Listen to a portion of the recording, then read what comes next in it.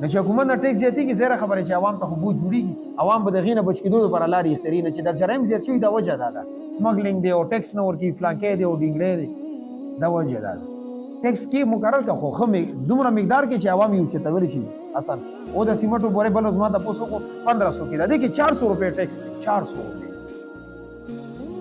او بیا ونه څه جوړېږي نه دا ټیکسونه ورکوه کم دی قرضونه مونږ خلاص نه شو پاکستان کې چې یو مشوم پیدا کېږي پیدایشي طور باندې هغه 10 لاک روپۍ مقروض دی د آی ایم ایف 10 لاک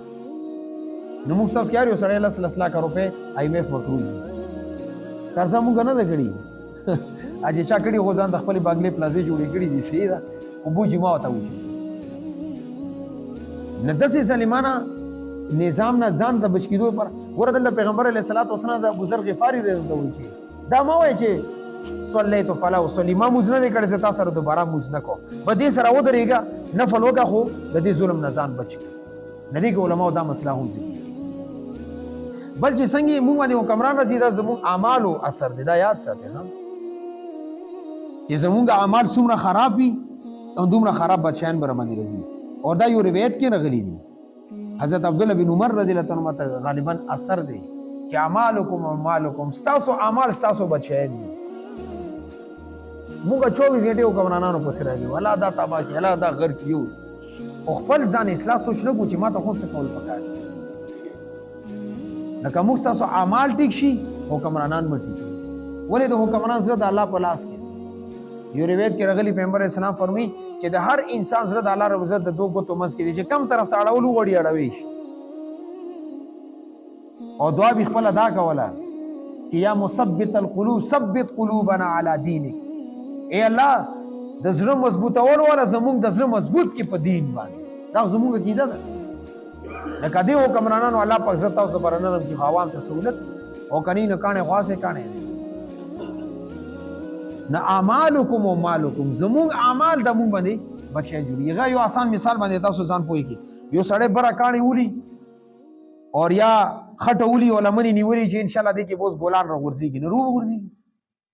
چې څنګه زموږ اعمال اسمان ته ځي ما هغه رنګ فیصله په مونږ باندې دا سیلاب راغلو دا زلزلہ راغلا دا طوفان راغلو دا مهنګي راغلا دا جنگ جګړه راغله دا بدمنی راغله دا ټول د اعمالو نتیجه ده ثمرات اعمالو دي کمال ټیک وي بیا الله رب عزت نظام هم ټیک او چې موږ د الله خلاف چلیږو خو نظام مستا خلاف چلیږي خبره خبره دې کې خدای مرای نشته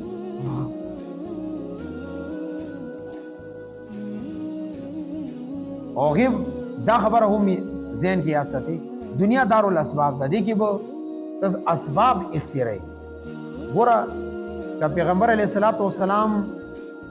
معجزات په ذریعہ سره د ټول دنیا ته هدایت غوښته چې شی وي کنه پیغمبر علیه الصلاۃ والسلام ته معجزات ګران خلو او د سې ډیر شی معجزات پیغمبر علیه الصلاۃ والسلام ظاهر کړي هم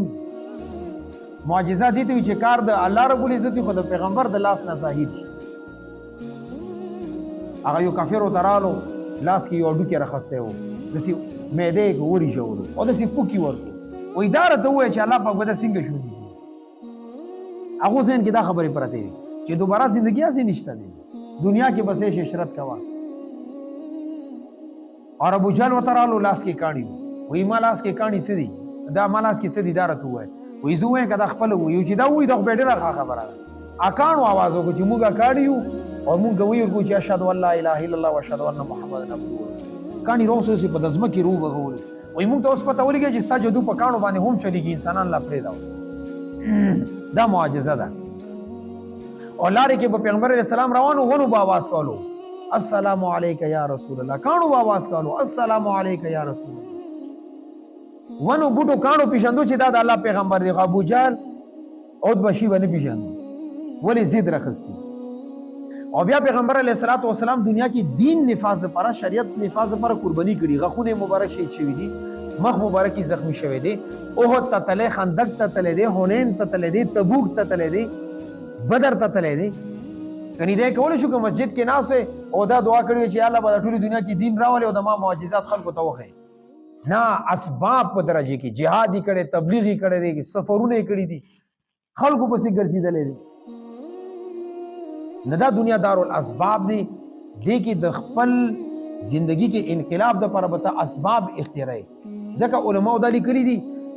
چې سبب نه انکار کول دا ناجایز دي او سبب باندې یقین ساتل دا ناجایز دي منځ کې بزي مثال په تور باندې دا عمارت مونږه جوړ کو هغه د بعد مالا رب عزت نتیجه پرې خو چې الله دومره د باران او غلې نه بچ کېدو لپاره دا کار مونږ وکړو یا له دینه فایده و چې تول داس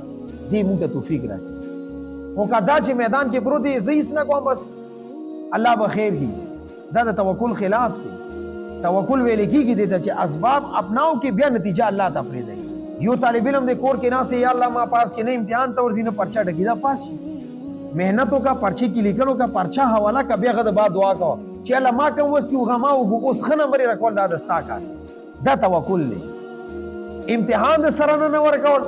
دا د توکل خلاف دی او صرف په دې یقین ساتل چې ما پرچې خې کړې دي او ما مخې نمبر راځي ما چاته پروا نشته نه مچ کار تشتا نه مو استاد تشتا نه پرنسپل تشتا نه بورډ تشتا بیا و پدې کې